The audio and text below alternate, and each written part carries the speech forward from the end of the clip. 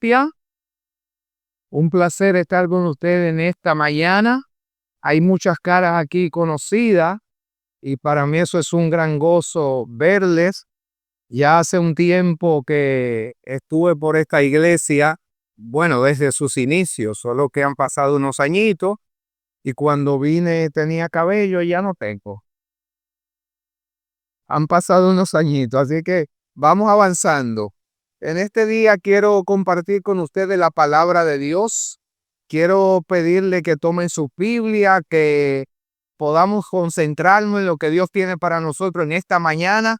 Yo sé que cuando venimos aquí a la casa de Dios es porque Dios tiene algo para nosotros. De alguna forma somos bendecidos cada vez que venimos a este lugar. Este es el mejor lugar del mundo. No hay ningún otro lugar que se compare a este. Quiero compartir con ustedes el tema rechazado y justificado. ¿Cuál es el título? Rechazados y justificados. A veces yo me he preguntado, no sé si alguno de ustedes también, ¿por qué el pueblo de los samaritanos se llevaban tan mal con los judíos? La Biblia habla de que de alguna forma esa gente no se trataban, no se miraban, es más, ni siquiera pisaban su tierra porque pensaban que se iban a contaminar. ¿De dónde vino tanto odio? ¿Cuál fue la raíz de que se llevaran tan mal? ¿Por qué? ¿Ese era el papel de ellos en el marco histórico bíblico o qué fue lo que pasó? Y en esta mañana vamos a desvelar un poco para entender el marco histórico de por qué ocurrió esa división y quiénes eran ellos realmente. ¿Alguna vez se ha sentido usted rechazado en cualquier aspecto de su vida, en una universidad, en un trabajo, por alguien? Recuerdo que en una ocasión, cuando llegué a Bávaro, Punta Cana, mi esposa y yo y 4 hijos nos mudamos de una forma muy singular a Bávaro. Íbamos en un pequeño carro, un Honda Accord del 92, y en ese carro íbamos los 6 más toda la mudanza que tenía. Y cuando llegamos a la sesión de la otra banda en Higüey, había uno de esos tapones enormes que se arman y el tapón duró como 3 horas. Ese día ocurrió todo lo malo que usted se pueda imaginar. El campeón que está ahí sentado al lado de Perla, mi sobrina, tenía 1 año y medio. Y entonces el muchachito iba con pamper y en tanto tiempo de tapón, ya ustedes saben lo que pasó. Por otro lado estaba yo con migraña, mi esposa no estaba bien. Y bueno, fue un tema terrible. Pero cuando llegamos a Bávaro, que no estábamos todavía bien ubicados, me quedé sin trabajo y fui a una entrevista de trabajo. Y recuerdo que en la entrevista todo iba normal hasta el momento que llegó el tema del día libre. Ya yo estaba prácticamente contratado. Ustedes saben que hay momentos que cuando un adventista del séptimo día que observa el sábado como manda el Señor, a veces tiene miedo de hablar de eso desde el inicio, ¿verdad? Y uno espera como el último momento, a ver di que si se cuela. Y yo esperé precisamente el último momento. Y cuando ya la señora me dio el sí, yo le dije, pero hay algo que tengo que decirle. Yo quisiera, dentro de la medida de lo posible, yo le trabajo todos los días, pero que por favor me otorgue el sábado libre. Y ella respira y me mira y me dice, los sábados son los días de todas las llegadas y la salida de los hoteles. No hay forma que yo pueda darte el sábado. Y yo insistí porque necesitaba bastante el trabajo, pero lamentablemente no hubo forma. Fui rechazado y me fui cabizbajo para mi casa. El sentimiento de ser rechazado es terrible en todos los aspectos de nuestra vida. Es muy común en nuestra iglesia, bueno, en los tiempos nuestros, Carlos, ¿te acuerdas que Habían inclusive refranes que le decían: a fulana no le enamores que te va a guayar. Te va a guayar. Y ahí el muchacho se atrevía y de repente le decían negativo. Y ahí estaba el muchacho cabizbajo. El rechazo en todas partes duele. Y los samaritanos eran un pueblo rechazado. Sufrían mucho dolor y mucha tristeza. Oremos. Padre que estás en los cielos, muchas gracias por tu amor y tu misericordia. Rogamos en este día que tu palabra pueda llenar nuestros corazones, que la necesidad que hay en cada uno de nosotros sea suplida por ti, en el nombre de Jesús. Amén. Jack Ma es un magnate chino que muchos de ustedes han ido a mencionar. Es el dueño de una de las compañías de comercio electrónico más grande del mundo. Se llama Alibaba. Esa compañía vende millones y millones de dólares. Pero este muchacho nació en un hogar muy pobre, donde apenas había para comer. Se interesó en aprender el idioma inglés y poco a poco fue avanzando hasta un punto donde se convirtió en profesor de inglés. Pero luego quiso abandonar eso y comenzar a buscar trabajo. Fue a una cadena de comida rápida. En su ciudad donde vivía, en Estados Unidos, aplicaron 24 personas. Contrataron a 23 y a él lo dejaron fuera. Luego fue a la policía para ver si podía llegar. Hizo todo el entrenamiento, pero también fue rechazado. Lo dejaron fuera. Fue a otra cadena de comida rápida y todos los aplicantes fueron contratados menos él. En más de 30 ocasiones fue rechazado. Hasta que un día él dijo en una entrevista: nunca me desanimé, porque las veces que fui rechazado fueron motivo para yo seguir adelante. Las veces que me dijeron que no, en mi corazón yo decía: hay algo grande para mí que yo tengo que seguir buscando.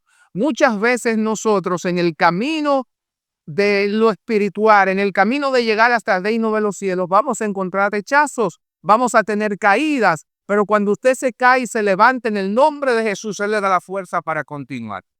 Hay un solo motivo para cada uno de nosotros continuar, y es saber que Cristo algún día nos va a levantar y nos va a llevar al cielo. ¿Quiénes eran los samaritanos que fueron tan rechazados? ¿De dónde salieron esa gente? Me creó curiosidad y confusión al mismo tiempo cuando aparece la historia de que Eliseo, recuerdan ustedes que llevó a una gente que quedaron ciegos, y dice el relato que lo llevó ¿a dónde? A Samaria. Y entonces yo decía, pero ven acá, ¿Samaria es parte del pueblo o no lo es? ¿De dónde salieron esa gente? Bueno, la historia nos relata que tan pronto murió Salomón, hubo un hijo que tomó el trono. ¿Cómo se llamó? Roboam. Y Roboam le pidió consejo a los ancianos del pueblo para hacer un buen gobierno. Los ancianos le dijeron: mira, si tú quieres que la gente te sirva, pórtate bien, sé manso, bájale los impuestos, no lo trate mal, y la gente te va a servir alegremente. Pero también llamó a los jóvenes, a los que se criaron con él. Y los jóvenes, ¿qué le dijeron? No te pongas de débil. Ponte duro, dile a ellos, es más, que un dedo tuyo tiene más fuerza que un muslo de tu papá. Eso significa que él iba a ser 200 veces más agresivo en los impuestos y en el trato a la gente. Y eso creó tanta revuelta política que terminaron dividiéndose. El pueblo de Dios comenzó a experimentar su primera división. Se dividió en dos reinos, el reino del norte y el reino del sur. En el reino del sur habían ¿cuántas tribus? 2 tribus, y en el reino del norte 10. El reino del norte tenía como capital a Samaria. En el reino del sur, la gente siguió adorando a Dios. Pero donde hay tanta gente con tantas ideas diferentes, ya estaban contaminados por el rey Salomón. Salomón y sus mujeres habían introducido al pueblo muchísimos altares y dioses que él se vio obligado a hacerle, porque sus esposas le demandaban. Así es que en el reino del norte la cosa no iba bien, porque cada quien quería hacer lo que quería, adorar a quien quería. Es más, Roboam construyó unos becerros y le dijo, miren, estos fueron el Dios que los sacó a ustedes de Egipto. Y ellos comenzaron a desviarse. Y el Señor comenzó a mandarle entonces profetas para que se arrepintieran. Pasó Eliseo, pasó Elías, pasó Isaías, y uno tras otro le daba el mensaje. Oseas vino y le dio el mensaje, pero ellos rechazaban una y otra vez. Nadie quiso arrepentirse. Hasta que llegó el momento cuando Dios dijo, esta gente ya no me queda de otra que permitir que los asirios, ¿qué pasa? Los invadan. Llegaron los asirios, hubo muerte, destrucción y se llevaron cautivo a la mayoría del pueblo. Mientras que en el sur, las dos tribus del sur estaban observando, pero seguían siendo fieles a Dios. Muchas veces Dios permite situaciones en nuestras vidas, no porque Él no nos ame, sino porque nos ama demasiado. Amén. Dice un himno que solamente a través del dolor, ¿qué hacemos? Aprendemos a confiar en Dios.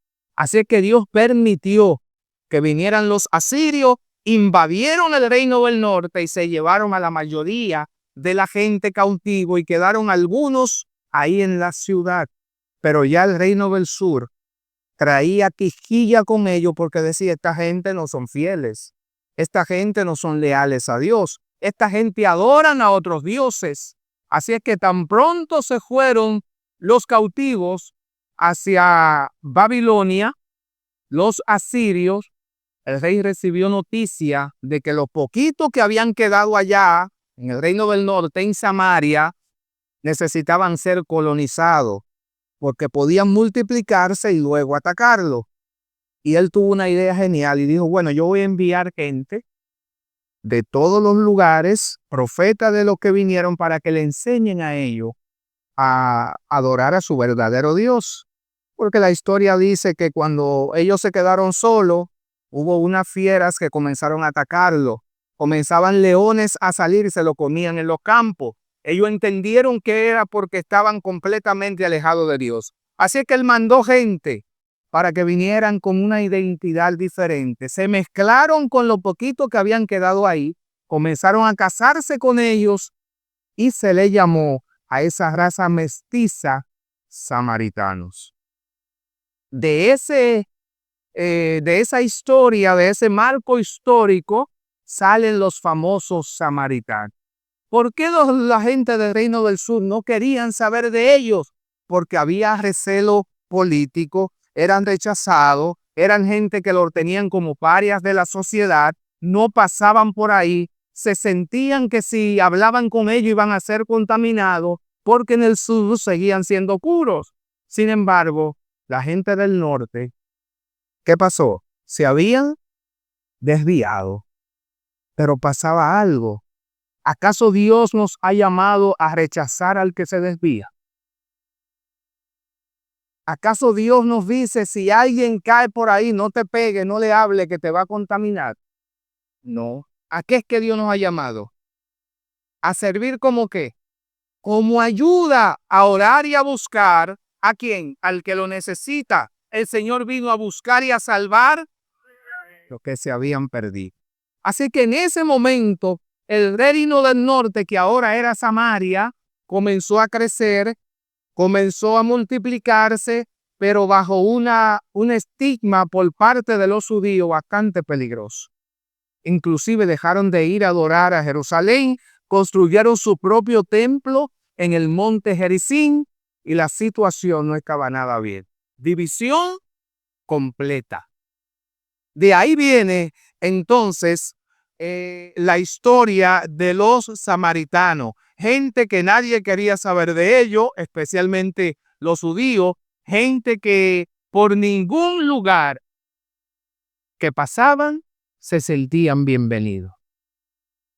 Gente rechazado por el pueblo que estaba para ayudarlo. Pero nos vamos ahora a Lucas capítulo 17. En esa situación política pasan siglos, no fue 1 ni 2 días. Esta gente estuvieron siendo rechazados por mucho tiempo. Vámonos a Lucas capítulo 17 y el Señor llega y todavía estaba la situación con los judíos y los samaritanos. Lucas capítulo 19, versículo 11 en adelante. Allí vamos a encontrar una historia espectacular. Vamos a ver si alguien lo tiene y nos puede ayudar leyendo. Adelante. Lucas 17, del verso 11 al 19. Yendo Jesús a Jerusalén, pasaba entre Samaria y Galilea, y al entrar en una aldea, le salieron al encuentro 10 hombres leprosos, los cuales se pararon de lejos, y alzaron la voz, diciendo, Jesús, Maestro, ten misericordia de nosotros. Cuando él los vio, les dijo, Id, mostraos a los sacerdotes. Y aconteció que mientras iban, fueron limpiados. Entonces uno de ellos, viendo que había sido sanado, volvió, glorificando a Dios a gran voz, y se postró rostro en tierra a sus pies, dándole gracias, y este era samaritano. Respondiendo Jesús, dijo, ¿no son 10 los que fueron limpiados? ¿Y los 9, dónde están? ¿No hubo quien volviese y diese gloria a Dios sino este extranjero? Y le dijo, levántate, vete, tu fe te ha salvado. Muy bien, lo puede dejar ahí. Fíjense ustedes que en una enseñanza que Jesús quiere darle a los sacerdotes, ellos vienen a ponerle las trampitas de siempre. Y Jesús entonces comienza a hablarle de este momento especial, cuando el único que se devolvió a dar gracia, ¿quién fue? Un samaritano. Y Jesús le pregunta al sacerdote, ¿quién fue el justificado? ¿Quién fue el que agradeció? El sacerdote ni siquiera se atrevió a mencionar el nombre samaritano. ¿Cómo fue que dijo? El que se devolvió a dar gracia. Porque todavía para él, esa gente seguían siendo como inmundo. Ni siquiera se atrevió a mencionar el nombre. Pero Jesús vino para romper los muros e unificar la raza y dar salvación y vida eterna. Jesús vino a justificar, Jesús vino a sanar, Jesús vino a llamar al perdido, Jesús vino a llamar al rechazado para extenderle la oportunidad de salvación y vida eterna. A lo primero que Jesús se dirigió fue a quienes, a los samaritanos. Vino para romper ese enigma que había entre un pueblo y otro. No debemos abandonar ni rechazar, menos olvidarnos de aquello que han tropezado en el camino espiritual. Queridos hermanos, Dios nos llama a orar los unos por los otros, a unificar, a levantar muros para que el Espíritu Santo pueda moverse libremente en cada lugar donde se reúne el pueblo de Dios. No hay otra solución que encontrar ayuda y reposo en la sangre de Cristo Jesús.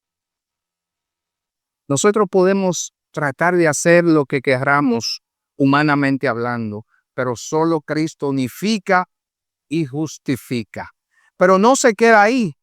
En San Juan capítulo 4, todos conocemos la maravillosa historia de una mujer, la mujer samaritana. La Biblia dice que a Jesús, el Hijo de Dios, le era necesario pasar ¿por dónde? Por donde no pasaban los ríos.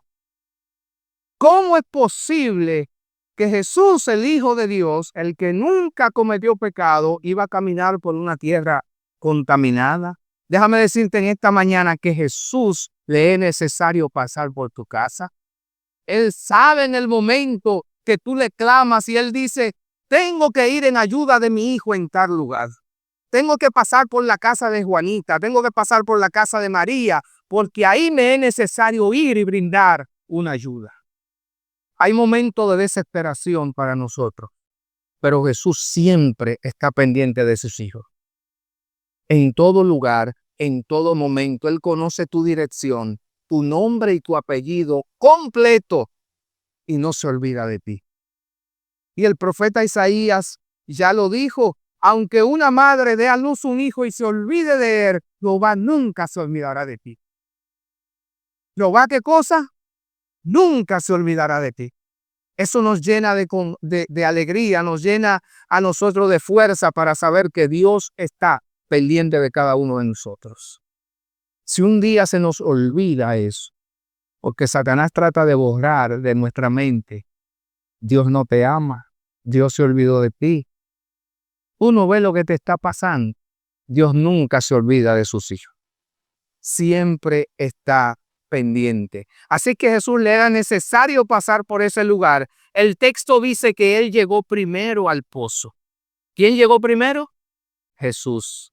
Él llegó y cuando estaba ahí fue que llegó aquella mujer a buscar agua. Ahora yo te pregunto en esta mañana, si esa gente cuando un niño nacía le decían, miren, esa gente no quiere saber de nosotros, no vayan, no lo busquen, no hablen. ¿Quién le dirigió la palabra a quién?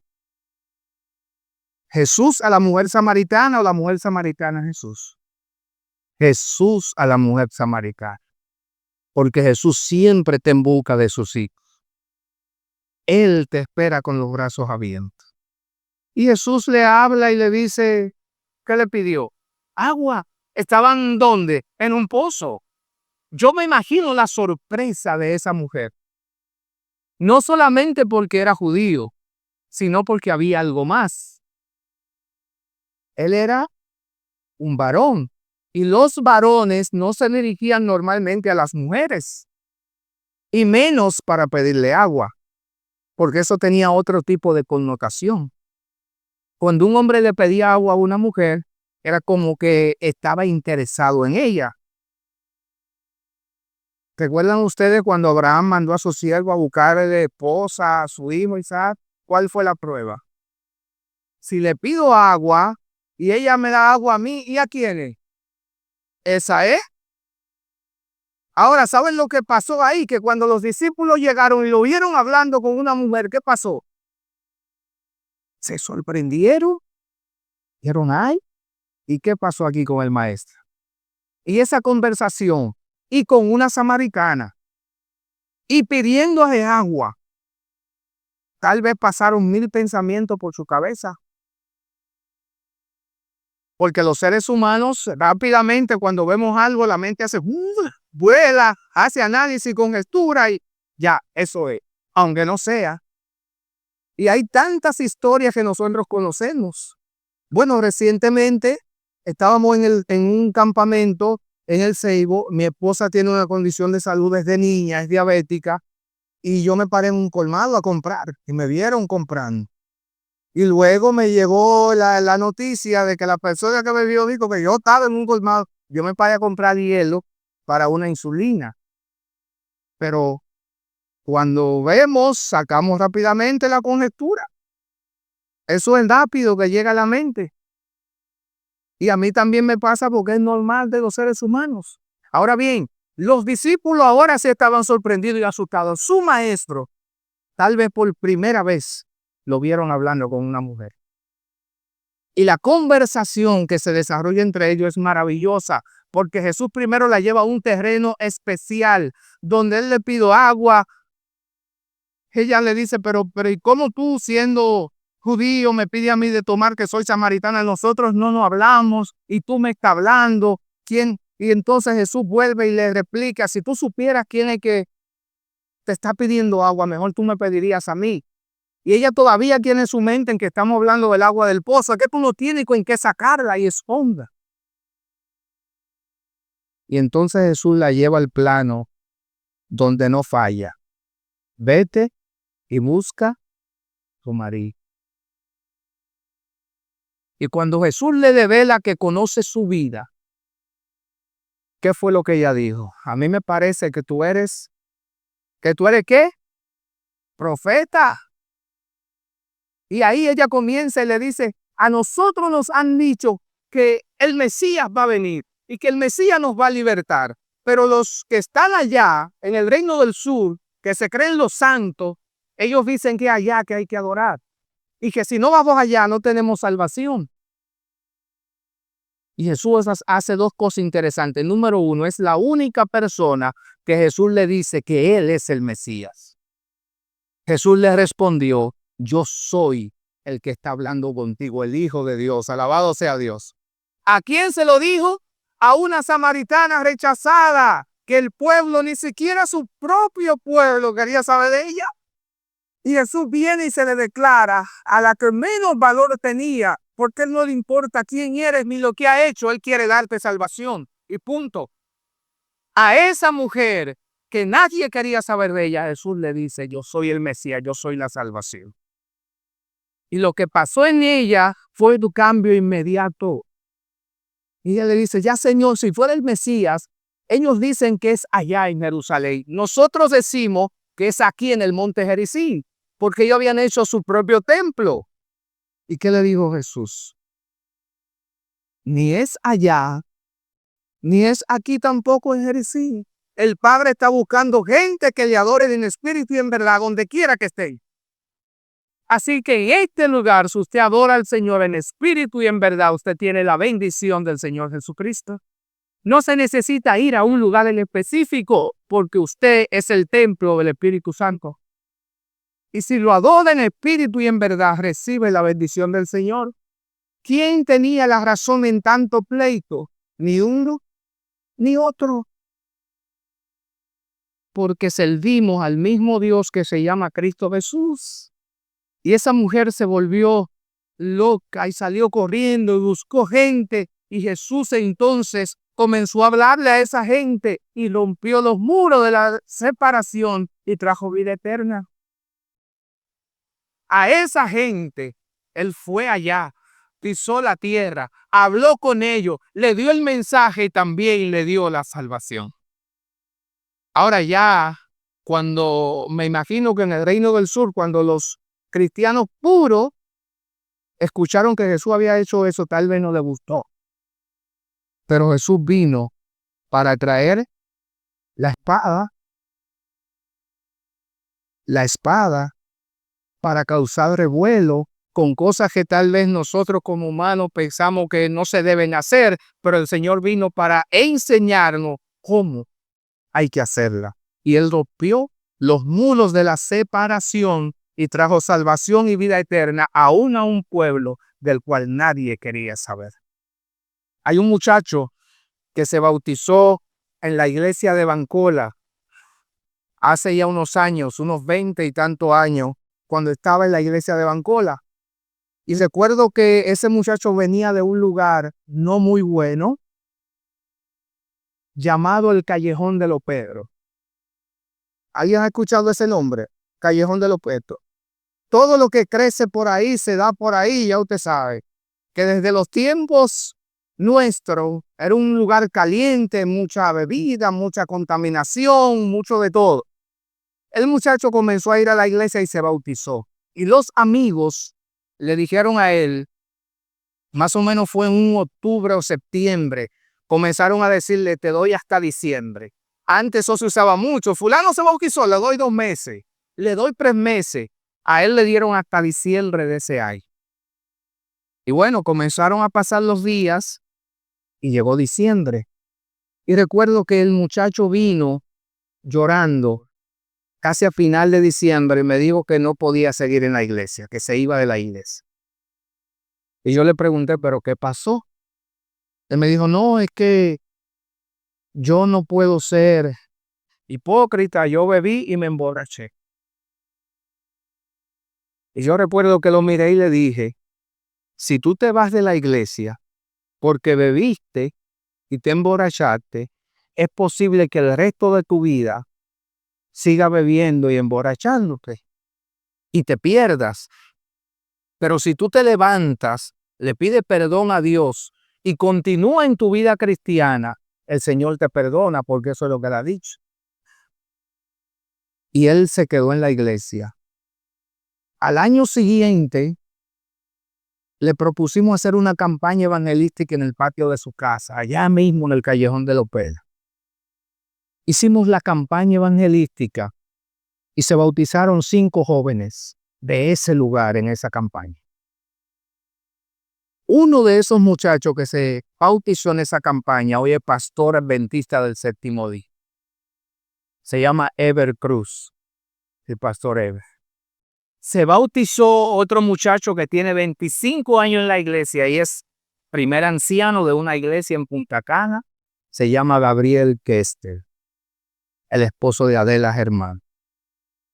Dos de los otros muchachos se fueron un tiempo de la iglesia, pero están de vuelta, bautizados recientemente, porque la semilla que se siembra nunca se va. Y ese joven, el primero que se bautizó, se llama Samuel Macario, que es mi amigo personal. Y Samuel sigue sirviendo al Señor Jesucristo. Porque muchas veces nosotros pensamos que cuando alguien tiene un tropiezo, hay que abandonarlo o echarlo a un lado. No, si todos estamos en el mismo caballo, somos seres humanos todos con debilidades, pero en Cristo Jesús somos más que vencedores. ¿Qué es lo que dice la palabra de Dios? Todo lo puedo en Cristo que me fortalece. Esfuérzate, sé valiente, dice el Señor. Y para ser valiente hay que cerrar los ojos a muchas cosas. Para ser valiente hay que taparle los oídos a muchas cosas. Pero sabemos que Dios tiene el control de nuestras vidas. No importa lo que tenga que enfrentar. De esta iglesia, de los pies del Señor, nunca te aparte, porque como digo Pedro, ¿a quién iré si solo tú tienes palabra de vida eterna? Mi mamá decía, si me sacan por la puerta, entro por la ventana, pero de la iglesia yo no me aparo. Y sus hijos le dio la misma enseñanza, porque donde único hay esperanza es a los pies de Cristo. La unión del cuerpo de Cristo es una. ¿Cuántas iglesias hay? Hay una. ¿Cuántas iglesias? Una. Religiones, miles. Iglesia de Cristo, una. ¿Cuál es la iglesia de Cristo? La que guarda los mandamientos de Dios, dice Noemí, tiene la fe de Jesús. Pero recuerden que hay mucha gente que todavía no han guardado nunca los mandamientos de Dios y que tal vez no tienen la fe de Jesús, pero son parte de la iglesia de Cristo. Y en su momento el Señor lo va a llamar. ¿Cuánta fe de Jesús tenía y cuánto mandamiento guardó el ladrón que murió en la cruz al lado de Jesús? ¿Usted se imagina ese escenario, ese hombre llegando al cielo? Y le preguntan que quién es. Y le van a preguntar, ¿tú guardaste los mandamientos?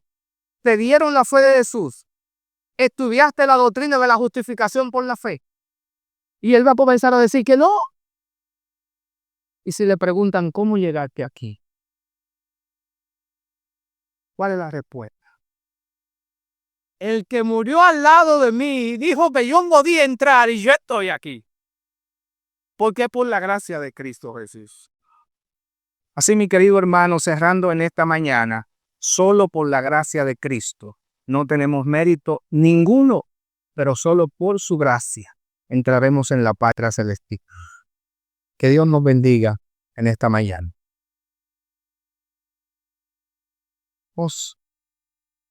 Padre de amor y de misericordia, en esta hora te damos las gracias porque nos ha permitido estar en tu casa de oración. Y humildemente te rogamos que limpie nuestras vidas y perdone nuestros pecados, que nos ayude a agarrarnos de ti, de tu gracia y tu misericordia. Que cada día podamos caminar delante de ti sin apartarnos ni a derecha ni a izquierda. Todos los hogares aquí representados, dale tu bendición. Bendice todos nuestros hijos, Señor. Guíalos, guárdalos y permite que siempre se mantengan en tus caminos. Bendice esta iglesia, Señor.